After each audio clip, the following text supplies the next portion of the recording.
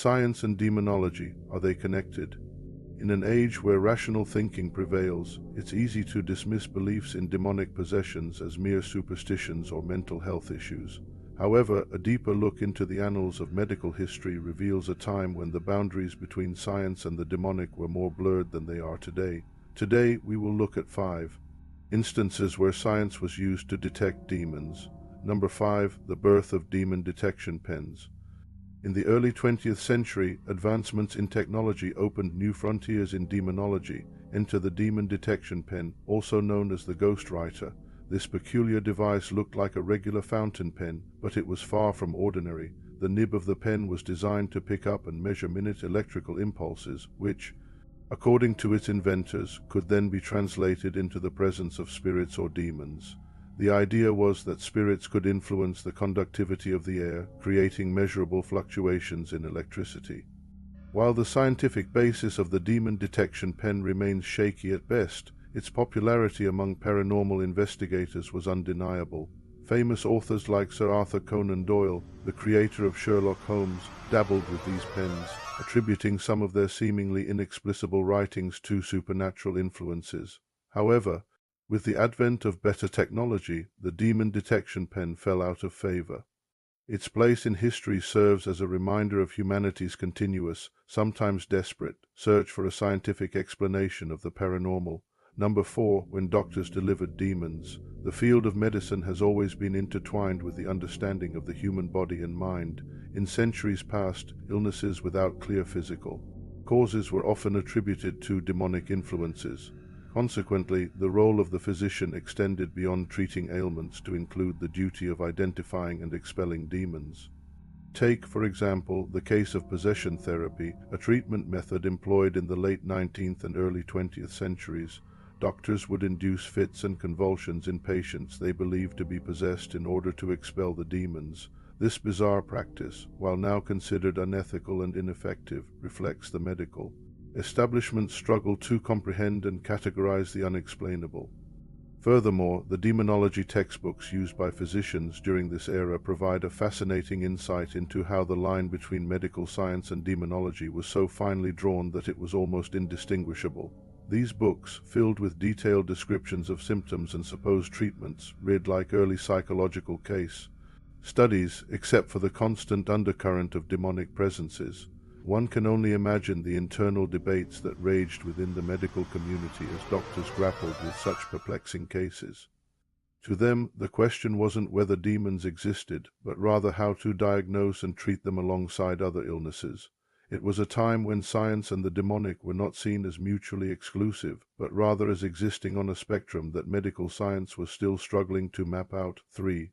The devils in the details, demonic entities in scientific research. During the height of the Cold War, the United States found itself in a race against the Soviet Union to understand and harness the power of the human mind. Enter Project MKUltra, a top-secret CIA program aimed at controlling and manipulating human behavior through mind-altering techniques. What started as research into hypnosis and truth serums quickly took a turn into the realm of the paranormal. Rumors swirled around alleged CIA experiments involving demonic possession and exorcisms. While the full extent of these activities remains classified, declassified documents hint at a chilling reality. The CIA's interest in demonic possession was not merely academic. They saw the potential in harnessing such powers for their own objectives, whether for interrogation techniques or even as a form of psychological warfare. The implications of these experiments, if they were indeed carried out, raise profound ethical questions about the boundaries of scientific inquiry, the merging of government-backed research with the occult created a murky underbelly to the already contentious world of espionage. It was a time when the pursuit of knowledge and power blurred the line between science and the demonic to a dangerous degree. Number 2, the demon seance. The Victorian era was a hotbed for spiritualist activity. People clamored to communicate with their deceased loved ones, and the seance became a staple in homes of the wealthy. Enter Henry Dirks, a German-born scientist who brought a different perspective to the seance table. His specialty was in detecting fraud. In 1874, he set his sights on the famous medium Helen Peters, who was renowned for her dramatic seances in London. Dix suspected trickery and set up an elaborate experiment complete with traps and hidden cameras.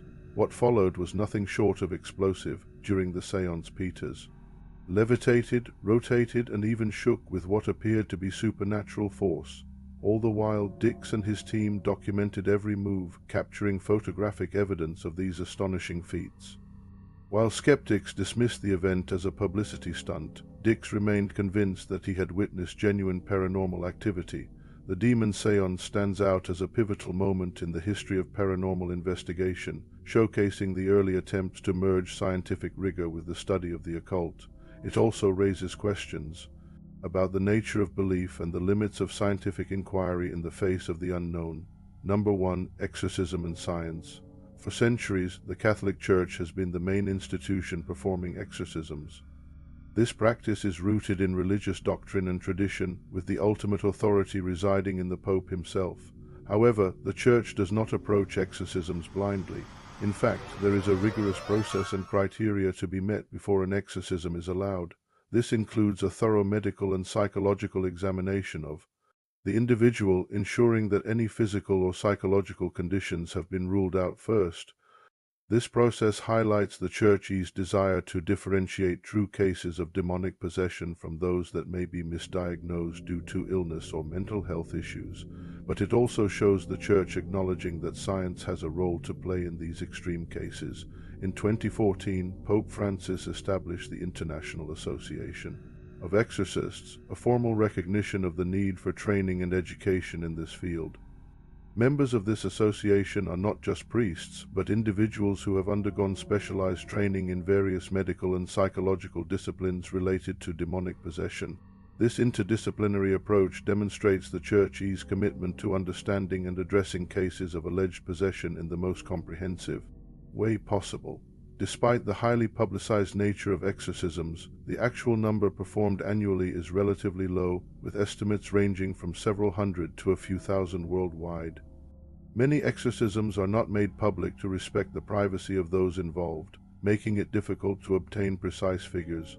Nevertheless, the consistent practice of exorcisms by the Catholic Church underscores the enduring role of this ritual in addressing cases that defy conventional medical or psychological explanations, and it shows us that science and religion are not always at odds, but can sometimes work together to try and explain the unexplained. What do you think of the instances we mentioned? Leave your thoughts below and don't forget to like the video. And that concludes our exploration into the unsettling intersection of science and demonic entities. From ghost writing pens to CIA experiments, we've uncovered how these two seemingly disparate realms have intertwined throughout history. But what do you think?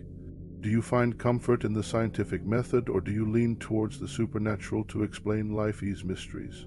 Share your thoughts below.